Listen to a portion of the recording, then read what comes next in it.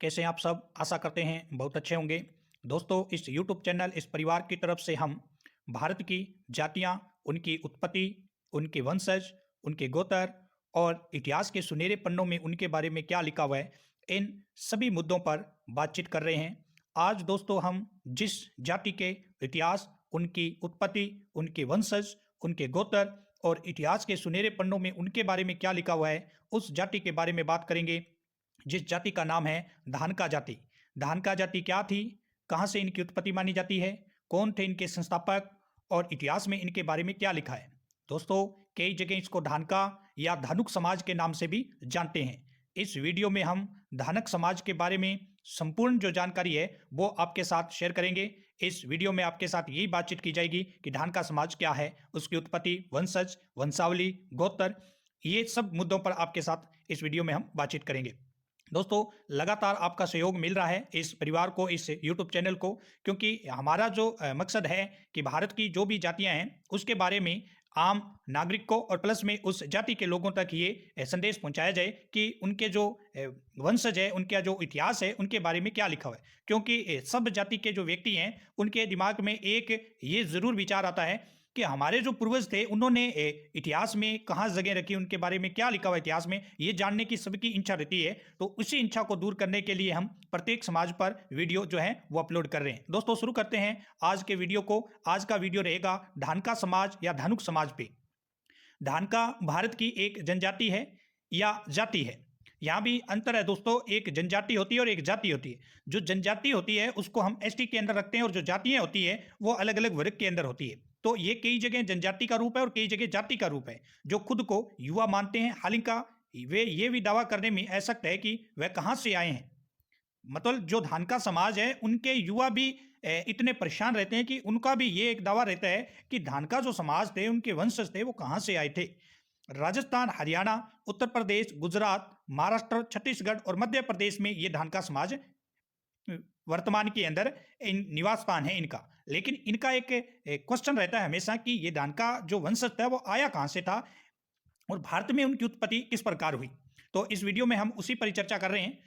धानका से उनका जो धानुक से कोई संबंध नहीं है। अब धानुक और धानका जो है वो आपस में क्या संबंधित है या इनका आपस में कोई संबंध नहीं है। कुर्मी वे ऐतिहासिक रूप से न तो हिंदू है और न ही मुसलमान है। तो ये भी जब हम किसी प्रकार की जाति के बारे में बात करते हैं, क्योंकि प्राचीन टाइम से मुस्लिम वंश का जो था शासक था इंडिया पर, और पूरे विश्व में भी ये जो शासन था प्राचीन टाइम में वो मुस्लिम वंश का ही था। तो ये भी एक स्पेसिफिक क्वेश्चन रहता है, क्या ये हिंदू वंश से उत्पन्न हुए थे या मुस्लिम वंश से। तो ये भी एक क्वेश्चन रहता है दिमाग में। इस वीडियो में सभी हम इस मुद्दों पर डिस्कस करेंगे आपके साथ। समय के साथ साथ उनका व्यवसाय बदल गया, क्योंकि जीवित रहने के लिए पोलैंड ने तय कर लिया। हालांकि भारत में समान विचारधारा वाले लोगों को बार बार कहा जाता है। धनका आमतौर पर इस शब्द को ठीक करते हैं। धान का नाम कुछ हद तक फ्रेंचाइजी शब्द डी हनक से लिया गया, जो एक फ्रेंची शब्द है, फ्रेंच भाषा का शब्द है डी हनक, उससे ये धान का जो शब्द है वो लिया गया, जिसका अर्थ होता है वनवासी, मतलब वो व्यक्ति जो वनों में निवास करते हैं। हालांकि ये धनुधर से भी आ सकता है, क्योंकि धान का जो है या धनुक समाज है वो धन का मतलब धनु होता है, मतलब जो बाण तीर चलाने में निपुण होते हैं उनको भी धन का कहा जाता है, जिसका अर्थ होता है धनुधर, जो उस हथियार के साथ एक ऐतिहासिक तीर्थ का दर्शन कर सकते हैं। जुम्बा लोग सैनिक और शिकारी के रूप में ऐतिहासिक रूप से हर जगह अपने साथ धनु राशि रखे हुए थे। मानव विज्ञानी मेगन मूडी का कहना है कि उनका इतिहास और संस्कृति खराब तरीके से प्रलेखित है और जो मौजूद है वह संक्षेपित होती है और उनकी तुच्छता और तुष्टता पर जोर देती है। उन्होंने ये भी लिखा कि वह भील लोग एक उपजाति है जो आज पूरे पश्चिम भारत में पाए जाते हैं और उनकी पहचान के बारे में बहुत ही आधिकारिक भ्रम है, जिनका जनजाति के रूप में उनकी स्थिति पर प्रभाव पड़ता है।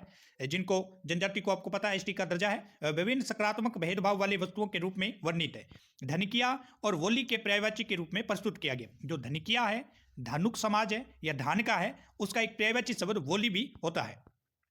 राठवा और नाइक नाइक युवा लोगों के साथ कई सांस्कृतिक समानताएं साझा की जाती है और उनकी काफी हद तक भेदता।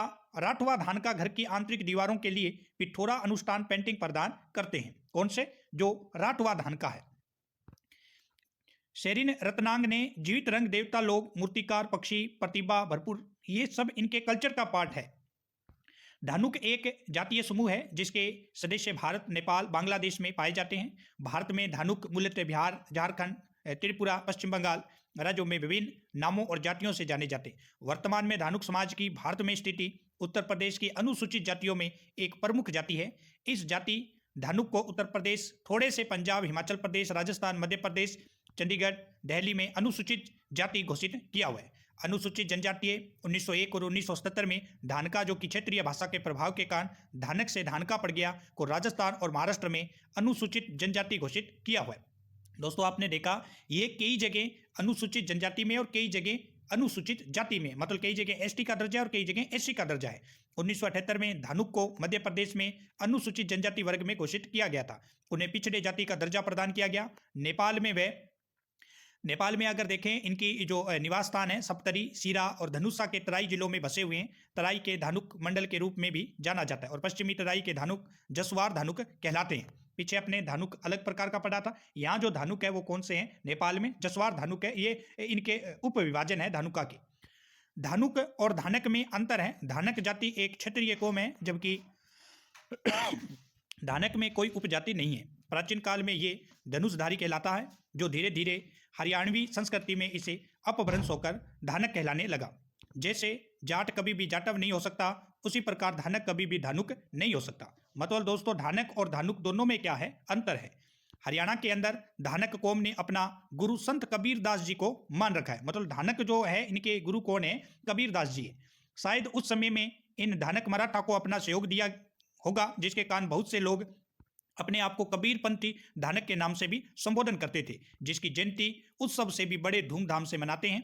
धानक जो कि महाराष्ट्र के मराठों से आए हुए हैं। 1761 का जो युद्ध पानीपत में अहमद शाह अब्दाली और मराठों के बीच में हुआ था, दोस्तों आपको याद होगा 1761 में प्लासी, जो ये 1781 के युद्ध के बाद 1761 के अंदर पानीपत का तृतीय युद्ध होता है।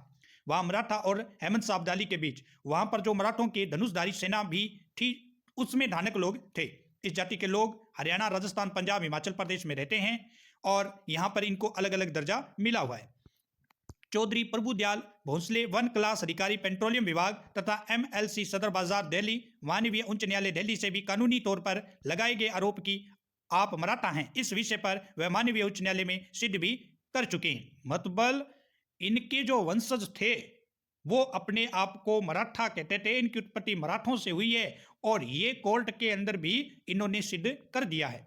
1942 तक अंग्रेज हुक्मरान के सरकारी दस्तावेजों में जाति के कॉलम में हिंदू तथा गोत्र में धनुषधारी वर्णित हैं। अंग्रेज हुकूमत के दस्तावेज इस बात के गवाह हैं कि धानक जाति जो हरियाणा, पंजाब, राजस्थान, हिमाचल में निवास करती है, जितने भी ग्रंथ और साहित्य या धार्मिक पुस्तकों में, चाहे महाभारत हो, चाहे रामायण हो या रामचरितमानस हो, इनमें धानक या धनुषधारी मराठा कौम पर भेदभाव की उंगली उठी नहीं मिलेगी, क्योंकि ये जाति नहीं है, एक वीर योद्धा धनुषधारियों की एक विशाल मराठा सेना थी। इतिहासकारों का मानना है कि यही एक धानक कौम है जिनके गोत्र मुसलमानों में नहीं मिलेंगे, क्योंकि इन्होंने अपने आप को छिपा लिया, यहाँ तक कि अपने गोत्र भी बिगाड़ लिए थे। अपने असतर शस्त्र भी छोड़कर जाति में छिपकर उनके कामकाज सीखने लगे, जबकि मुगलों ने लगभग सभी जातियों को मुस्लिम धर्म अपनाने के लिए बाध्य कर दिया था, जिसमें कई जाति मार्शल कौम थी। लगभग सभी जातियों में उपजातियां हैं, परंतु छत्रपति शिवाजी महाराज की 96 कुली जातियां शासन में कोई भी उपजाति नहीं है। इतिहासकार बताते हैं कि बुधवार 14 जनवरी 1761 को पौष सुदी अष्टमी थी। आधी रात तक चंद्रमा का प्रकाश था और शाह पसंद खान आदि ने काफिरों को मारकर पुण्य कमाने की इजाजत अब्दाली से ली। कत्लेआम शुरू हुआ। भाग रहे मराठों का 20 मील तक पीछा किया गया। मराठे धनुषधारी के गहन और घोड़े और अन्य चीजें लूटकर उन्हें मौत के घाट उतारा जाने लगा। हाहाकार मच गया। हजारों धनुषधारी मराठा मारे गए। होलकर और शिंदे की सेना सुरक्षित नहीं लौट सकी।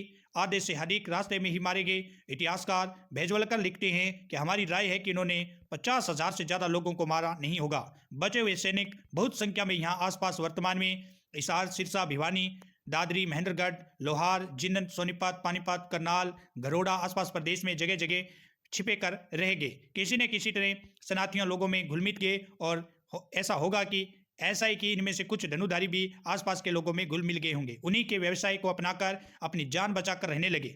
मतलब दोस्तों जो पानीपत का तृतीय युद्ध हुआ था उसमें जो मराठा सेना में शामिल थे ये धानक या धानुक समाज के लोग, वो जिन्होंने फिर कत्लेआम का जिक्र किया, मराठों के बहुत सारे सैनिकों को यहाँ मार गिराया था। ये लोग हथियार छोड़कर छिप गए थे और जो ये उत्तर प्रदेश मध्य प्रदेश के आसपास जो कौमें रहती थी उनमें घुल मिल गए थे। काफी मुगलों को पता नहीं चला, इसलिए इन्होंने अपनी भाषा तथा शासन में भी थोड़ा थोड़ा बदलाव किया। होगा ऐसा कि इन धनुषधारी सैनिकों के शासनों से लगता है छावनी से भागे हुए सभी सैनिक दक्षिण की ओर भागे हुए होंगे, कुछ उत्तर की ओर, पश्चिम की ओर, पूर्व की ओर रास्ता मिलने पर भाग गए होंगे। हमारी राय में जो धनुषधारी मराठा हिसार, लोहार, महेंद्रगढ़, रोहतक वर्तमान पूर्व दिशा की ओर हरियाणा में भागे वह आज के धनुषधारी धानक वीर मराठा है। भारत की एक जनजाति का मानना है खुद को हो रहे आदिवासी हालिका से वे जहां से आए जोर करने में असमर्थ है। वह ऐतिहासिक रूप से न तो हिंदू है और न ही मुस्लिम, और समय के साथ उनके व्यवसाय बदल गए क्योंकि परिस्थितियों ने अस्तित्व को निर्धारित किया। हालांकि भारत में समान समूह को अक्सर आदिवासी कहा जाता है। धानका आमतौर पर इस शब्द को अस्वीकार करते हैं। धानका समाज के लोग इस आदिवासी जो समूह है इसको अस्वीकार करते हैं। वो अपने आप को मराठा सेना में शामिल हुए वीर योद्धा मानते हैं। धानका नाम कुछ हद तक अपमानजनक शब्द डी प्राप्त किया जा सकता है। हनक एक फ्रेंची भाषा का शब्द है, इससे धान का जो शब्द है वो लिया गया है जिसका अर्थ होता है जंगल निवासी। हालांकि ये भी आ सकता है कि धनुष अर्थ धनुष के हथियार के साथ एक ऐतिहासिक संघ प्रतिबंधित कर सकते हैं। आदिवासी लोग कृषक और शिकारी के रूप में ऐतिहासिक रूप से हर जगह अपने साथ धनुष रखते हैं। मानव विज्ञानी मेगन मूडी का कहना है कि उनके इतिहास और संस्कृति को खराब तरीके से परिलक्षित किया गया है और जो मौजूद व संक्षेपित है उनकी तुच्छता और नीचता पर जोर देता है। वह नोट करती है कि वह भील लोगों की एक उपजाति है जो कि आज पूरे पश्चिम भारत में पाए जाते हैं। उनकी पहचान के बारे में बहुत अधिक आधिकारिक भ्रम है जिसका अनुसूचित जनजाति के रूप में उनकी स्थिति पर प्रभाव पड़ा। विभिन्न सकारात्मक भेदभाव लाभों के हकदार विभिन्न नामों के आसपास की भ्रम की स्थिति केंद्रों के लिए समानार्थी शब्द के समान समझा जाता रहा है। धानका, धानक, धानकिया, धानुक या वोली ये सब धानका की उपजातियां हैं। धानका, राठवा और नायकादा आदिवासी लोगों के साथ कई सांस्कृतिक समानताएं साझा करते हैं। उनसे काफी हद तक परभेद है। धानका घरों की आंतरिक दीवारों के लिए पिथौरा अनुष्ठान चित्र प्रदान करते हैं। सेरिन रत्नागर द्वारा जीवित रंग देवता लोग, पौधों, पक्षियों और जानवरों के साथ वो अपनी संस्कृति का आयोजन करते हैं। भारत के कई अन्य आकांक्षी समुदायों की तरह धानुक समुदाय ने भी महाकाव्य और ऐतिहासिक आंकड़ों में अपने समुदाय के नायक का पता लगाकर संस्कृतिकरण के मार्ग पर कदम रखा। इसने उन्होंने मेवाड़ में उद्देश्य की मां की दासी पन्ना धाय में भी अपने समुदाय के नायक को खोजने के लिए प्रेरित किया। अब दोस्तों आपको यहाँ याद होगा कि जो पन्ना धाय थी जिसने उद्देश्य को बचाया था, और जो पन्ना धाय है उसका संबंध ये धानका समाज के साथ प्रेरित करते हैं कि ये धानका समाज के साथ इस पन्ना धाय का संबंध था जिन्होंने अपने शिशु स्वामी के जीवन को बचाने के लिए अपने ही बेटे चंदन की बलि दे दी थी। पन्ना धाय की कथा धनुक जाति के सदस्यों के बीच विशेष रूप से उत्तर प्रदेश के कुछ चुनिंदा इलाकों में एक लोकप्रिय गौरव गाथा बन गई है। कानपुर, इटावा, फरुखाबाद, मणिपुरी आसपास के क्षेत्र में वितरित समुदाय पन्ना धाय की वर्षगांठ मनाते हैं। सामाजिक इतिहासकार बद्री नारायण के अनुसार पन्ना की किंवदंतियां अछूत समुदाय को अपनी जाति पहचान को मजबूत करने का एक कारण देती है। मानवीय विज्ञानी मेगन मूडी समुदाय द्वारा प्रकाशित एक पंपलेट के माध्यम से भारत में विभिन्न हिस्सों में धनका, धानक या धनिकिया जैसे विभिन्न नामों से जाने वाले धनुकों के जाति इतिहास का वर्णन करती है। अपने स्वयं के खातों के अनुसार धनुक लोग दावा करते हैं कि उनका सभी जातियों में विशेष स्थान है। ऋग्वेद और पुराण जैसे शास्त्रों से धनक शब्द के इतिहास की उत्पत्ति का पता लगाते हैं। सामुदायिक इतिहास का दावा है कि वह युद्ध रहित जनजाति है जो प्राचीन काल में धनुष और तीर पहनते थे। मध्ययुगीन काल में वे मुगलों के खिलाफ लड़ाई में राजपूत राजाओं की मदद करने का दावा करते हैं। नतीजा जन हिंदू राजाओं की हार के साथ उन्हें मुगल सहित अन्य शासकों द्वारा परेशान किया गया और इससे उन्हें देश के विभिन्न हिस्सों में पलायन करना पड़ा, जिसमें वर्तमान में हिमाचल प्रदेश, बिहार, उत्तर प्रदेश शामिल हैं। जैसा कि उनके द्वारा वर्णित जड़ें राजस्थान में हैं, उनके कई रीति रिवाज और परंपराओं में राजपूत प्रभाव है। दूल्हे और दुल्हन की अंगूठी और गहने लेने जैसे कुछ रीति रिवाज से आकर्षक सजावटी तोरण राजपूत प्रभाव को दर्शाता है। धनुक लोगों का दावा है कि राजस्थान में उनके पूर्वजों ने धनुष मान और टोकरियां बनाने के लिए बांस का काम किया था। वे अपनी आजीविका के लिए अन्य लघु वन उत्पादों पर भी निर्भर थे और बाद की अवधि में व्यापक वनों की कटाई के कारण उनके पास अन्य निर्वाह गतिविधियों की ओर स्थानांतरित करने के लिए कोई अन्य विकल्प नहीं था। जो लोग दूसरे राज्यों में चले गए वह अनाज मंडी में कार्यरत है और अनाज के क्लीनर धन के रूप में काम करना शुरू कर दिया था। इससे बाजार से अपने गंतव्य तक ले जाने के लिए सस्ता श्रम भी प्रदान किया। संभवतः अनाज मंडी से जुड़ाव ने उन्हें नाम दिया जिससे वे बाद में जाने गए। इसके अलावा धनुकों में व्यावसायिक विविधता अन्य जातियों की तुलना में बहुत अधिक स्पष्ट थी, जो एक पूर्व निर्धारित वर्ण शर्मा सेट में तय की गई है। धनुक और अन्य संबंध उपजातियां भी जलवाहक, संगीतकार, रक्षक, चारवाहा और खेतियार मजदूरों के रूप में काम करने का दावा भी करते हैं। ये दावा विलियम क्रुक के खाते द्वारा भी समर्थित है, जिन्होंने अपनी पुस्तक caste and tribes of the north western India में धनुकों को विवाह में जलवाहक, रक्षक और संगीतकार के रूप में काम करने वाले लोगों के रूप में वर्णित किया।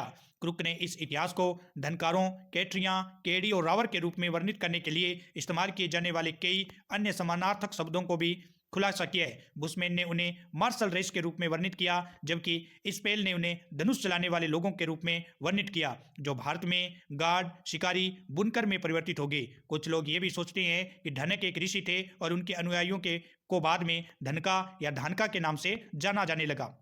तो ये था दोस्तों आज का जो हमारा टॉपिक था, धानका, धनुक, धनिकिया समाज का इतिहास, उनकी उत्पत्ति।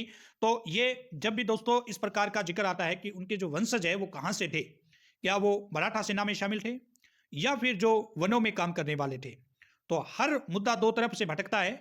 वो मराठा सेना में शामिल थे, उसके बाद पानीपत का तृतीय युद्ध होता है और मराठा तृतीय युद्ध में हार जाते हैं, और हारने के बाद ये जो सेना थी वो भारत के अलग अलग क्षेत्रों में विस्तृत हो जाती है, जिसको जो रास्ता मिला उसी तरफ वे भाग गए थे। और भाग जाने के बाद वो लोग जो जिस क्षेत्र में गए उसी जाति में जाकर घुल मिल गए, ताकि मुगल सेना को और ये पता नहीं चले कि ये लोग मराठा सेना में शामिल थे। दूसरा कारण ये बताया जाता है कि ये जो लोग थे वो धनुषधारी थे, बाण चलाते थे, वनों के अंदर रहते थे, लेकिन धीरे धीरे वनों की कटाई होने के बाद इनका जो पारंपरिक कार्य था वो खतरे में आ गया। तो ये लोग जो जिस क्षेत्र में रहते थे उस क्षेत्र में जो अनाज मंडी थी उसकी तरफ आने लगे। कम पैसे के अंदर ये परिश्रम करते थे और धीरे धीरे इन्होंने अनाज मंडी में अपने काम शुरू कर दिए। आज भी धानका समाज का एक बहुत बड़ा तबका अनाज मंडियों के अंदर काम करता है। जो भी अनाज मंडी है उसमें आपको बहुत सारे लोग धानका समाज के मिल जाएंगे। उनका जो पारंपरिक पैसा था उसका छोड़ते हुए अनाज मंडी के अंदर आज इनका वर्तमान पैसा बन चुका है और वहां से अच्छी आजीविका भी कमा रहे हैं। और आज ये जो धानका समाज है अपने आप में भारत की जो भी जाति है उसके सामने अपने वर्चस्व को ला दिया है। ये काफी धान मंडी में काम करने के बाद में अपने आप में बिजनेस और व्यापार की तरफ बढ़ते जा रहे हैं, जिससे इनका समाज जो है वो सुव्यवस्थित, सुदृढ़ और काफी हद तक जो भारत की जातियों के बारे में जब भी चर्चा होती है तो काफी अच्छा सुनहरे पन्नों में इनके बारे में लिखा मिलता है। धानक या धानका समाज जो अनाज मंडी के गुरु माने जाते हैं, क्योंकि इनके बिना अनाज मंडी में से एक दाना भी उठाना मुश्किल हो जाता है। काफी हद तक ये कार्य करते हैं। तो आज का वीडियो इसी टॉपिक पर था। जितना भी कंटेंट हमें मिल पाया धानका समाज के बारे में उनका उतना आपके सामने अपलोड किया है। दोस्तों इस यूट्यूब चैनल, इस परिवार की तरफ से हम लगातार भारत की जो जातियां हैं उसके बारे में और जो छोटे वीडियो है वो अपलोड कर रहे हैं, ताकि उनकी उत्पत्ति, उनके वंशज, उनके इतिहास के बारे में पता चल सके, खासतौर पर उस जाति। और प्लस में जो हम सभी भारतीय होने के नाते हमारा ये फर्ज बनता है कि हम सभी जातियों के बारे में बेसिक जानकारी प्राप्त करें, ताकि जब भी इस प्रकार का मुद्दा उठे तो हम अपनी बात जो है वो चार व्यक्तियों के सामने रख पाए। दोस्तों ये जो YouTube चैनल है इसमें किसी भी जाति को ऊंचा या नीचा दिखाने की कोशिश नहीं है। हमारा मकसद यही है कि ये जो भारत की जातियां हैं उसके बारे में जो बेसिक जानकारी है वो आम पब्लिक तक, आम जनता तक पहुंचाई जाए। आप सब हमारा सहयोग कर रहे हैं, इसलिए हम कंटिन्यू जो है इस कार्य पर जो है काम करते जा रहे हैं और लगातार आपके सामने वीडियो अपलोड कर रहे हैं। आशा है कि आप भी लगातार हमारा सहयोग करते रहेंगे। दोस्तों पहली बार देख रहे हैं तो चैनल को सब्सक्राइब करें, बेल के प्रेस को नोट कर लें ताकि सबसे पहले नोटिफिकेशन आपको मिल पाए। आज था धानका समाज, किस प्रकार का लगा वीडियो कमेंट में जरूर टाइप करें और लगातार शेयर करते रहें, सोशल मीडिया पर शेयर करें ताकि सभी व्यक्ति तक ये वीडियो पहुंचे। धन्यवाद, फिर मिलते हैं न्यू वीडियो के साथ।